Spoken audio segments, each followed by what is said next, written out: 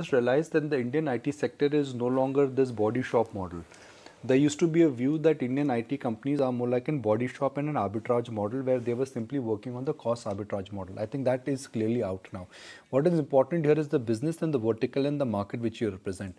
Mastech has a large focus in UK and Europe, and they are in the insurance vertical. That surprisingly has come back. KPIT, again, a niche company, very strong in terms of the business they have, very niche vertical in terms of the automatic stroke engineering. Another case here is Tata Elxsi, very, very differentiated in terms of the growth what they have. Now the conventional wisdom was that large cap IT services will command at a premium and mid cap IT companies will trade at a discount because they had poor margins and they will always struggle to get large deals and good talent. That is changing, folks, now.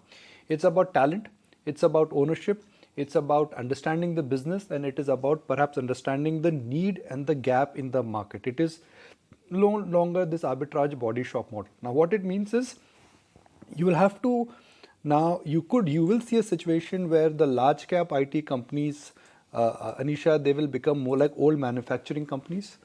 They are big businesses, but they are mature businesses. Niche mid-cap IT companies, not all of them, but some of them will be high-growth companies. Why? Because they are small and they are very focused in some of the businesses, whether it is machine design, engineering design, or automotive design, or the adaptation of EV.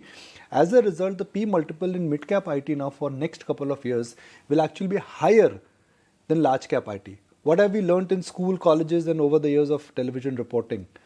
Large cap IT हमेशा premium command करेगा. They have the best talent, best brand, large orders. No, sir, that's not going to happen now. I think that is changing. Anand Tandon as well joining in. And Anand, I don't know if you heard out Nikunj's view talking about mid-cap IT and the trend that we've seen historically, what we've witnessed in terms of numbers. What would be your take? So as he says, there are specific verticals where you could get a certain upside because you are focused on that. Right now, KPIT is in a sector which the market particularly likes, largely because you are making a bet on EV vehicles coming up quite a lot in terms of overall market and market share. And that without doubt will lead to a growth for KPIT. But I think I would be a little reluctant to extend the same logic to every other company in the mid cap. There is no doubt, some product that is being developed in some of the smaller companies which may be able to beat the general downtrend. But if you are a services company, there is no question that you will have an issue with the global markets being where they are. While Nasdaq has been outperforming in the US, you will realize that most of our companies are geared mostly to the banking sector, and that's the one that has been doing poorly.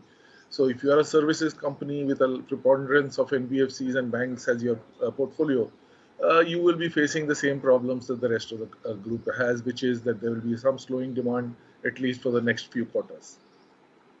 Okay, and speaking of IT, Anisha has also sent us a very interesting, the most interesting perhaps press release that we've got from Coforge, Nikunj, and something for you to take heed. They crossed $1 billion in terms of revenues and they're gifting an Apple iPad to each of their 21,000 plus employees. Where is our iPad? I'm Yeah, happy he'll say, to. where's the revenue? He's like $1 billion. I am happy to give you other perspective. Forget the revenue. That if you take an iPad, that means you would be working from home 24/7. Do you really want that? working. Do you really want that? Think about it. We That do means have our more Zoom. laptops That and means phones. more Zoom calls. That means We'll take more a links. phone, chalo. No. Working from home is only going to increase. If they really want to walk on that path, think about it. Yes. Think about it. Okay, that aside, though, not doling out any freebies, Anand, but let's understand what your outlook is as well when it comes to some of the other key earnings. We've discussed brokerages on SBI Life. They're pretty bullish, especially on the back of the fact that there's been a strong guidance for FY24 and for HDFC Life as well. What is your outlook in terms of the valuations, in terms of the structural business gains as well that the company has delivered? I think, I have said this repeatedly in the past. Insurance, life insurance in particular, is a place I like. I think the runway is very large. Valuations can fluctuate up and down, but this is a stock, this is a sector which you need to own and hold on for at least the foreseeable next decade or so. You will have that constant erosion of market share that LIC will be having. the private sector will be going up. It's a very, very long-term business where reputation of the owner is very important. Therefore, it is unlikely to be a place where some of the smaller companies and less known companies will be gaining any significant share. So over time, even that portfolio will get consolidated. So you're really looking at SBI, HDFC, and ICICI perhaps as the ones that will be left behind, and maybe a few others. But so I would think that with a consolidated industry, market share shifts from public sector to private sector, you just hold on there. The valuations don't matter. Aside, Anand, I wanted to get in your views then. Yesterday, we had a pretty interesting analysis on the new age tech companies. The fact that across the board names like Policy Bazaar, Delivery, Cartrade, etc., all have bounced back very smartly from their lows. But the only one was Nykaa that hasn't managed to do so. Lots of issues, rising competition, supply pressures, higher investments, a slowdown concern. Are all of these valid when it comes to Nykaa? Well, it is valid. There is a question that it is one segment of the market on the retail side, and that's the valuations that the company came in at were very, very stiff, which is true for almost all the new age companies that got listed from private equity or PE funds exiting into the market. So at some stage, all these things have to be settled. Once you start making money and you start looking at the earnings multiples and so on, you will find that even now most of the companies which are promising to break even or have shown some cash break even will still look very, very expensive. I don't know about specific issues with Nykaa in terms of supply chain, etc.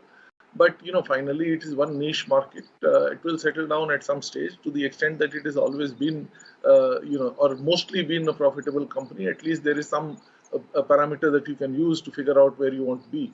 For most of these businesses, I think there is a lot more maturity needed, both from the point of view of the management, the kind of organization that they built up, the people that are working for them, and the optimization in terms of their salaries, before you could argue that these are stable businesses that need to be valued. At this stage, while Nykaa has one thing going for it, that is that it addresses the higher end of the market, and that's the consumer discretionary space almost that is likely to do well given the current macro that we are in.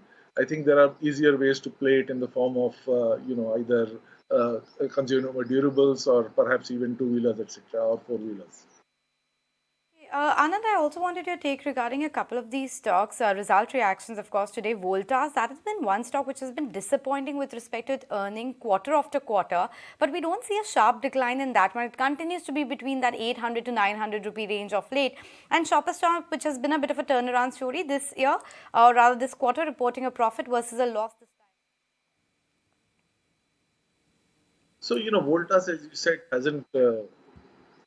hasn't actually delivered anything worth talking about for a reasonable long time. But I think the pedigree of the group kind of keeps the valuations high, and there is always some belief that going forward things may change.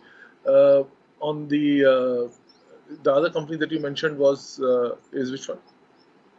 About capital goods, Anand, what's your outlook within that space? Will you be exceedingly selective? And if I could extend it across the board to names within the railway space, for instance, we've been seeing the likes of RVNL, IRCON, they've all been a buzz of late.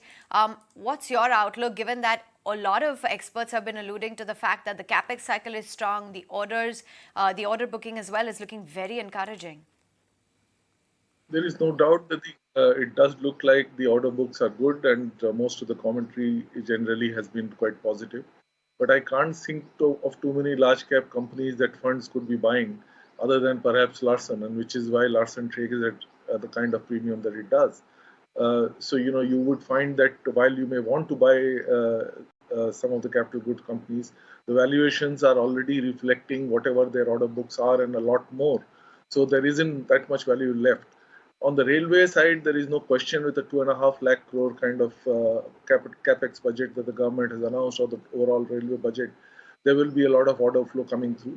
And some of the companies like RVNL, etc., which are largely consulting businesses, besides, of course, having some of their own assets, but mostly consulting businesses, which is where the growth has been, will obviously be beneficiaries because you will have a lot of studies to be done before this capex is going through. But they would probably be, they should have been lead indicators. They should have been making the money before the capex was really announced. And therefore, what you're likely to see is the end role that they are playing today. So unless you are making a point that the kind of railway budgets will continue for the next several years, you may find that it's perhaps better to look at the suppliers today rather than the consultants.